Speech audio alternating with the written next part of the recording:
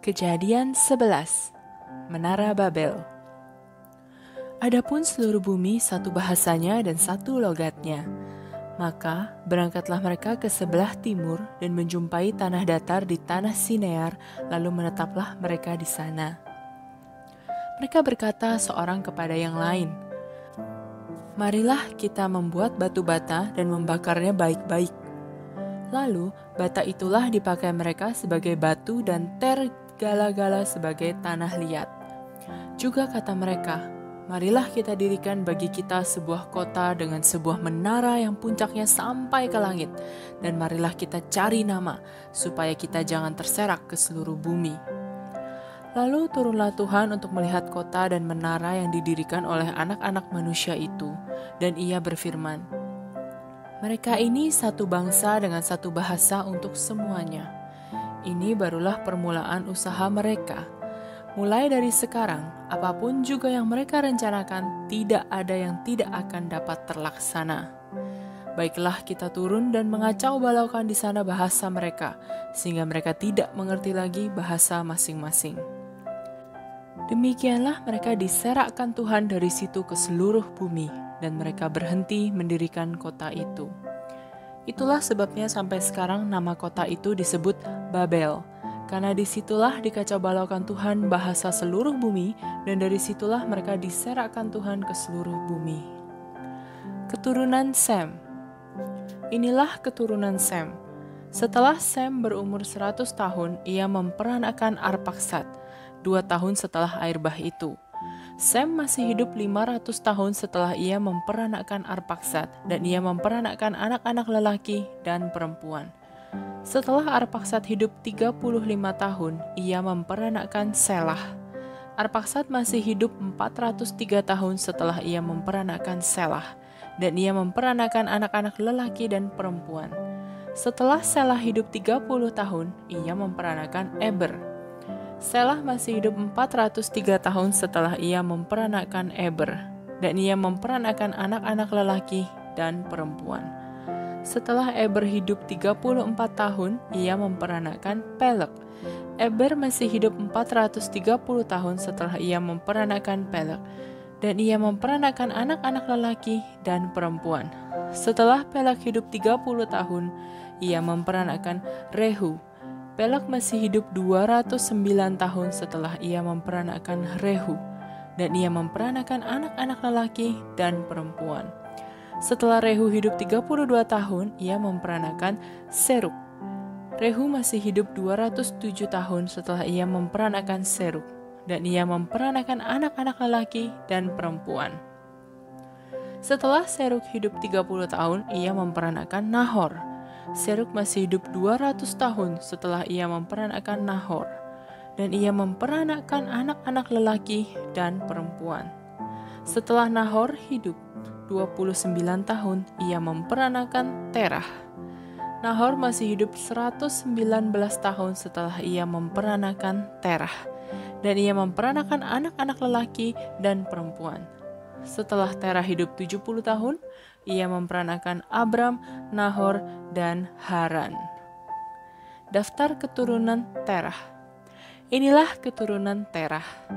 Terah memperanakkan Abram, Nahor, dan Haran memperanakkan Lot. Ketika Terah ayahnya masih hidup, matilah Haran di negeri kelahirannya di Ur-Kasdim. Abram dan Nahor kedua-duanya kawin. Nama istri Abram ialah Sarai, dan nama istri Nahor ialah Milka, anak Haran, ayah Milka dan Yiska. Sarai itu mandul, tidak mempunyai anak.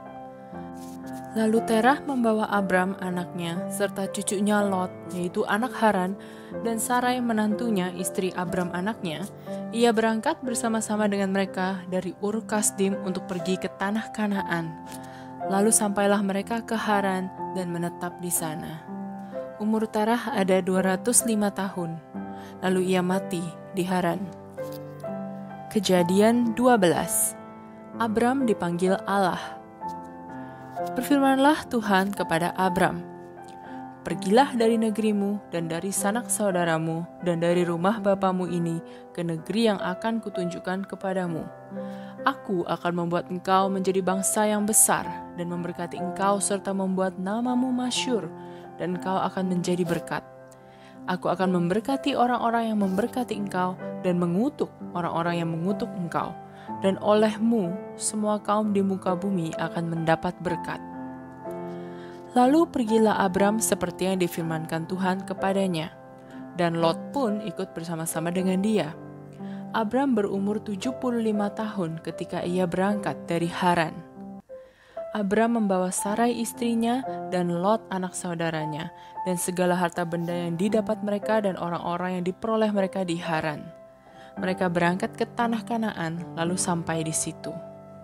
Abram berjalan melalui negeri itu sampai ke suatu tempat dekat Sikem, yakni pohon tarbantin di More. Waktu itu orang Kanaan diam di negeri itu.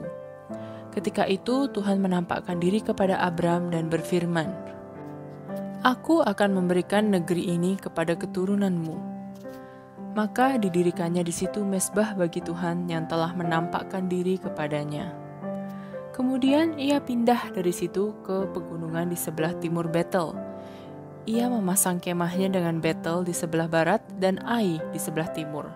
Lalu ia mendirikan di situ mezbah bagi Tuhan dan memanggil nama Tuhan. Sesudah itu Abram berangkat dan makin jauh ia berjalan ke tanah Negeb. Abram di Mesir.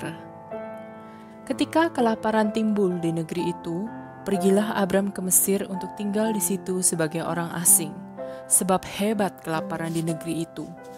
Pada waktu ia akan masuk ke Mesir, berkatalah ia kepada Sarai istrinya, "Memang aku tahu bahwa engkau adalah seorang perempuan yang cantik parasnya. Apabila orang Mesir melihat engkau, mereka akan berkata, 'Itu istrinya,' jadi mereka akan membunuh aku dan membiarkan engkau hidup. Katakanlah bahwa engkau adikku, supaya aku diperlakukan mereka dengan baik karena engkau, dan aku dibiarkan hidup oleh sebab engkau." Sesudah Abram masuk ke Mesir, orang Mesir itu melihat bahwa perempuan itu sangat cantik. Dan ketika punggawa-punggawa Firaun melihat Sarai, mereka memuji-mujinya di hadapan Firaun, sehingga perempuan itu dibawa ke istananya. Firaun menyambut Abram dengan baik-baik karena ia mengingini perempuan itu. Dan Abram mendapat kambing domba, lembu sapi, keledai jantan, budak laki-laki dan perempuan, keledai betina, dan unta. Tetapi Tuhan menimpakan tulah yang hebat kepada Firaun. Demikian juga kepada seisi istananya karena Sarai, istri Abram itu. Lalu Firaun memanggil Abram serta berkata, "Apakah yang kau perbuat ini terhadap aku? Mengapa tidak kau beritahukan bahwa ia istrimu? Mengapa engkau katakan dia adikku sehingga aku mengambilnya menjadi istriku? Sekarang inilah istrimu, ambillah dan pergilah." Lalu Firaun memerintahkan beberapa orang untuk mengantarkan Abram pergi bersama-sama dengan istrinya dan segala kepunyaannya. Kejadian 13. Abram dan Lot berpisah. Maka pergilah Abram dari Mesir ke tanah Negeb dengan istrinya dan segala kepunyaannya, dan Lot pun bersama-sama dengan dia. Adapun Abram sangat kaya, banyak ternak, perak dan emasnya. Ia berjalan dari tempat persinggahan ke tempat persinggahan, dari tanah Negeb sampai dekat Betel, di mana kemahnya mula-mula berdiri antara Betel dan Ai, ke tempat mezbah yang dibuatnya dahulu di sana. Disitulah Abram memanggil nama Tuhan. Juga Lot yang ikut bersama-sama dengan Abram mempunyai domba dan lembu dan kemah. Tetapi negeri itu tidak cukup luas bagi mereka untuk diam bersama-sama, sebab harta milik mereka amat banyak, sehingga mereka tidak dapat diam bersama-sama. Karena itu terjadilah perkelahian antara para gembala Abram dan para gembala Lot. Waktu itu orang Kanaan dan orang Feris diam di negeri itu. Maka berkatalah Abram kepada Lot, "Janganlah kiranya ada perkelahian antara aku dan engkau, dan antara para gembalaku dan para gembalamu, sebab kita ini kerabat. Bukankah seluruh negeri ini terbuka untuk engkau? Baiklah pisahkan dirimu daripadaku. Jika engkau ke kiri, maka aku ke kanan. Jika engkau ke kanan, maka aku ke kiri." Lalu Lot melayangkan pandangnya dan dilihatnya lah bahwa seluruh lembah Yordan banyak airnya, seperti taman Tuhan, seperti tanah Mesir sampai ke Zoar. Hal itu terjadi sebelum Tuhan memusnahkan Sodom dan Gomora. Sebab itu Lot memilih baginya seluruh lembah Yordan itu. Lalu ia berangkat ke sebelah timur dan mereka berpisah. Abram menetap di tanah Kanaan, tetapi Lot menetap di kota-kota lembah Yordan dan berkemah di dekat Sodom. Adapun orang Sodom sangat jahat dan berdosa terhadap Tuhan. Setelah Lot berpisah daripada Abram, berfirmanlah Tuhan kepada Abram, "Pandanglah sekelilingmu dan lihatlah dari tempat engkau berdiri itu ke timur dan barat, utara dan selatan. Sebab seluruh negeri yang kau lihat itu akan kuberikan kepadamu dan kepada keturunanmu untuk selama-lamanya. Dan aku akan menjadikan keturunanmu seperti debu tanah banyaknya, sehingga jika seandainya ada yang dapat menghitung debu tanah, keturunanmu pun akan dapat dihitung juga. Bersiaplah, jalanilah negeri itu menurut panjang dan lebarnya, sebab kepadamulah akan kuberikan negeri itu." Sesudah itu Abram memindahkan kemahnya dan menetap di dekat pohon-pohon tarbantin di Mamre, dekat Hebron. Lalu didirikannya mesbah di situ bagi Tuhan.